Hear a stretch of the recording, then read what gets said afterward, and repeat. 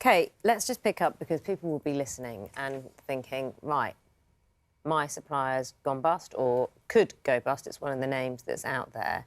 Will they be picked up? Well, is it guaranteed that a customer who is with a certain energy provider which has gone bust, their bills will be picked up?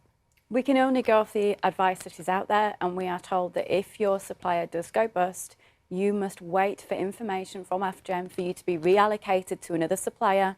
And the main advice is to make sure that you know your numbers. Make sure that you've taken a photo, if you can, or note of what your meter reading is so that you understand exactly what situation you would be going into to that new supplier.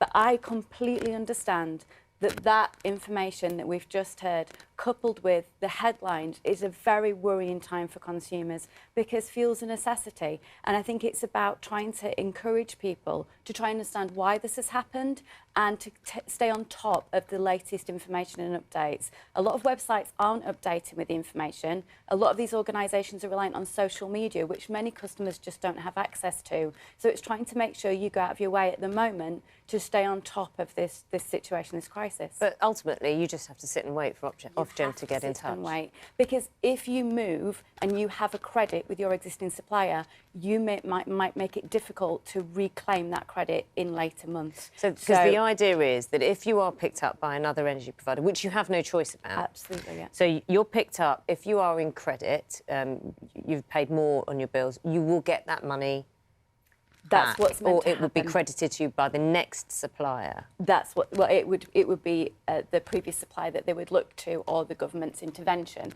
I think what's really important is that we've been encouraged over the past few years as consumers to switch supply, to look for the best deal. That's been the narrative for many, many years. So it's natural for those consumers to think, well, I'm going to try and circumnavigate this. I'm going to try and get on top of it and get a better deal. They're just not out there at the moment. A lot of the comparison sites are not offering alternatives. They've closed down the opportunity. So I think we are best to keep with the advice we're being given, stay put, await information, but know your numbers.